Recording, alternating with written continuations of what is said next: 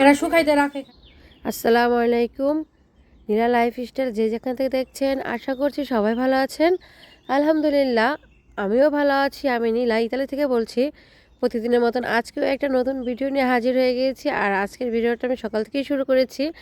এই তো আমরা কিন্তু গাড়ি থেকে আর কি গাড়িতে রওনা দিয়ে দিয়েছি। তো আমাদের একটু কাজ ছিল, সেখানেই যাব। আর দেখেন চারপাশটা কি সুন্দর সবুজে ভরা। এই মুহূর্তটাও কিন্তু অনেক সুন্দর। এক এক সময় কিন্তু এক এক রূপ নেয় ইউরোপ, মানে বরফের দিনে পাতাগুলো একে বরফে ভরা থাকে, চারপাশ সাদা ধবধবে। তখনকার লুকটাই অন্যরকম, কিন্তু আমার কাছে কিন্তু শীতটাই ভালো লাগে বেশি। শীতের মধ্যে বরফ পড়ে অনেক সুন্দর লাগে। শীতটার মধ্যে বলতে হচ্ছে যে যখন বরফ পড়ে না তখনই। এমনি তো নর্মাল অনেক শীতই থাকে। এই শীত একটু মেঘলা হলেই শীত নেমে যায়, মানে বৃষ্টি হলেই শীত নেমে যায়, এরকম একটা অবস্থা। কিন্তু শুধু বরফ পড়ে, বরফ পড়া থাকে যখন, ওই টাইমটা আমার বেশি ভালো লাগে। বাসায় থাকলেও ভালো লাগে। তারপর তো আমরা ঝটপট করে নাস্তা করার জন্য চলে এসেছি। এখন আমরা খুঁজছি আমাদের পছন্দের নাস্তা। তো একটা ছিল, তো আব্দুল্লাহ বাবা বলছে আরও আছে কিনা, কারণ এটা আব্দুল্লাহ বাবা পছন্দ করে। আমি আগে খেতাম না, এটা মূলত খাওয়া শিখেছি আব্দুল্লাহ বাবার কাছ থেকেই। তারপর থেকে এটাই অনেক পছন্দ হয়ে গেছে। এখন আমি এই আইটেমের মধ্যে যেটাই খাই এটাই আর কি নাস্তা হিসাবে আমি এটাই বেছে নিই এখান থেকে। তো যাই হোক, এখন অর্ডার দিয়ে আমরা এখন এখানে ওয়েট করব খাওয়ার জন্য। দেখি কতক্ষণ লাগে। এমন আছে তাড়াতাড়িও চলে আসতে পারে, সাথে সাথে আবার একটু দেরিও হতে পারে। আর এই যে আমি একটু চারপাশটা দেখছিলাম, একদম খোলামেলা, কি সুন্দর না? উপরে ছাদ থেকে শুরু করে চারপাশ এই রেস্টুরেন্টের সব, মানে কি বলবো, এত সিমসাম আর ছোট্টর উপর অনেক সুন্দর। তো আমাদের নাস্তাটা কিন্তু চলেই এসেছে। তারপর তো আমরা এখন আল্লাহর নাম নিয়ে নাস্তাটা করেই নেব। তো আব্দুল্লাহ বাবা শুরু করে দিয়েছে, আর আমি এখনও করিনি, করব ইনশাআল্লাহ। এই যে আমারটা এখানে রয়েছে, আব্দুল্লাহ বাবাটা নিল। আর এই যে পাশে হচ্ছে আমার কফি, আর দুজনের জন্য দুইটা গ্লাসে পানি ছিল। দেখতেই পাচ্ছেন গ্লাসগুলো কত বড় বড় না, আর কি ছোট ছোট, অল্প একটু পানি দিয়েছে।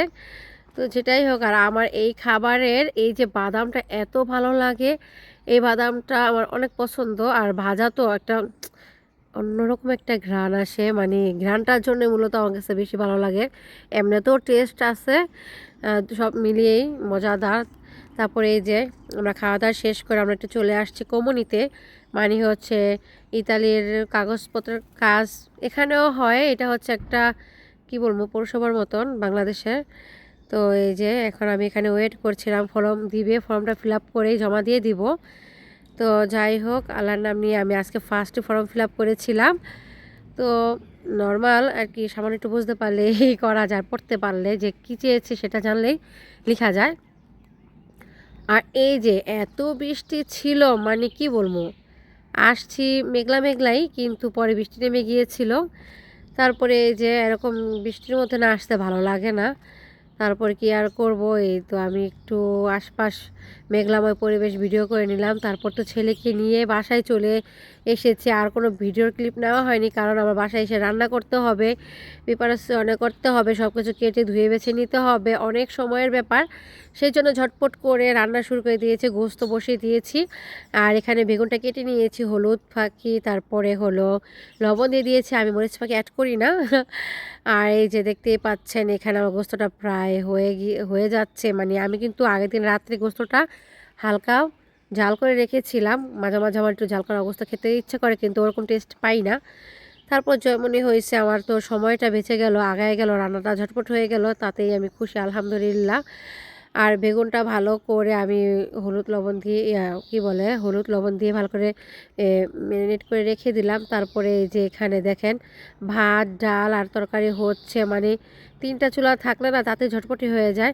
আর এদিন কিন্তু আমি রান্নাটা সর্বমোট 1-1.5 ঘন্টার মধ্যে কমপ্লিট করে ফেলেছিলাম। অনেক দ্রুত করার চেষ্টা করছিলাম। আর ছেলেকে বলা হয়েছিল যে ওর বাবার কাজ আছে, তো কাজের কথা বললে আর কিছু বলার নয়। তো এই বৃষ্টির মধ্যে যেতে চাইতো শহরে, আর চেয়েও ছিল।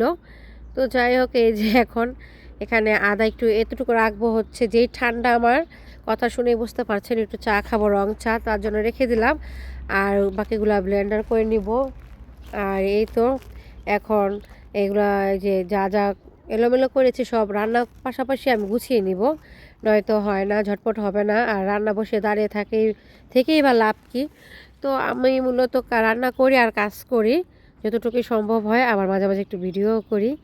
আর এই যে এখানে কিন্তু আমি বেগুনগুলো ভাজার জন্য ফ্রাই প্যান গরম হওয়ার পরে তেলটা গরম করে আমি এখানে বেগুনটা দিয়ে ঢেকে দিলাম, ঝটপট সুন্দরভাবে হয়ে যাবে। আর এই যে আমার রান্না তো কমপ্লিট হয়ে গিয়েছে। এখানে আমি বেগুনটা নিয়ে নিয়েছি, বেগুন ওগুলা ভাজবো পেঁয়াজ শুকনো মরিচ দিয়ে ভর্তা বানাবো। আর এখানে ভাজা খাবে। আর এখানে সালাদ আছে, লেবু আছে, তারপরে সাদা ভাত, গরুর গোস্ত, ডাল ভুনা। আর সালাদে দিয়েছিলাম আমি হলো কি বলে গাজর, শসা, তারপরে হলো লেটুস পাতা, কাঁচা পেঁয়াজ, মরিচ দেই নাই যেহেতু ভর্তায় খাবো আমরা, এত ভাগে ভাগে মরিচ খেতে পারি না, সমস্যা হয়। আর এই যে দস্তরখানায় বিছিয়ে সব কিছু নিয়ে রেডি হয়ে গিয়েছি আলহামদুলিল্লাহ দুপুরের খাবার খাওয়ার জন্য। তো এই তো ছিল আমার আজকের এই ভিডিওটা। আজকে আমার এই ছোট্ট ভিডিওটা আপনাদের কাছে কেমন লেগেছে অবশ্যই জানাবেন। ভালো লেগে থাকলে লাইক, কমেন্ট, সাবস্ক্রাইব করে পাশে থেকে যাবেন। আর এই যে আলহামদুলিল্লাহ আমরা কিন্তু রুমেই চলে আসছি, যেহেতু সবাই একসাথে খাবো সেই জন্য। তো আল্লাহ হাফেজ, আজকের ভিডিওটা এই পর্যন্ত, আশা করছি ভালো থাকবেন।